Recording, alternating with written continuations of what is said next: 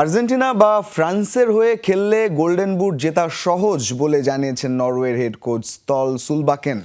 এখন পর্যন্ত 4 গোল করা আর্লিং হালান্ডকে গোল্ডেন বুট জেতাতে সর্বোচ্চ চেষ্টা করে যাওয়ার কথা বলেন তিনি। এদিকে টানা 2 জয়ে নকআউট পর্ব নিশ্চিত হওয়ায় খুশি এই ম্যান সিটি স্ট্রাইকার।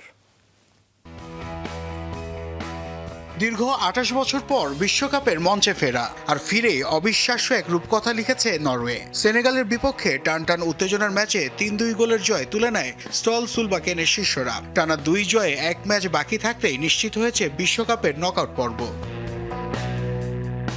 নরওয়ের এই স্মরণীয় পথ চলার মূল কারিগর আর কেউ নন ম্যানচেস্টার সিটির গোল মেশিন আর্লিং হালান্ড। ইরাকের পর সেনেগালের বিপক্ষেও জোড়া গোল করেছেন তিনি। 4 গোল নিয়ে এবারের বিশ্বকাপে কিলিয়ান এমবাপ্পের সঙ্গে যৌথভাবে দ্বিতীয় স্থানে আছেন এই নরওয়েজিয়ান। আর 5 গোল করে সবার উপরে আর্জেন্টাইন কিংবদন্তি লিওনেল মেসি।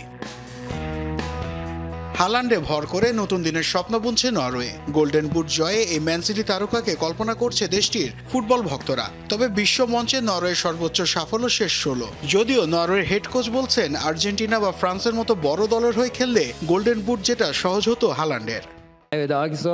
আর্লিং বিশ্বের সেরা স্ট্রাইকার। সে ফ্রান্স বা আর্জেন্টিনার মতো বড় দলের হয়ে খেলছে না, নরওয়ের জার্সিতে খেলছে। বড় দলের হয়ে গোল্ডেন বুট জেতা সহজ, তবে আমরা আর্লিংকে আরো বেশি ম্যাচ খেলার সুযোগ করে দিতে সর্বোচ্চ চেষ্টা করব।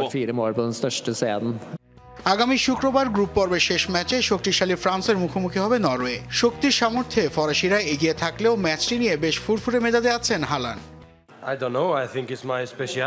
আমি এসব নিয়ে ভাবছি না। আমরা তো পরের রাউন্ডে চলেই গেছি। ফ্রান্স হয়তো আমাদের হারিয়ে দেবে এবং শেষ পর্যন্ত পুরো টুর্নামেন্টটাই জিতে নেবে। স্রোতে গা না ভাসিয়ে বাস্তববাদী হওয়ার পরামর্শ নরওয়ের কোচ ও অধিনায়কের। সেই সাথে মাঠের খেলাকে উপভোগ করার পরামর্শ তাদের। নাসিফ শুভ, যমুনা স্পোর্টস।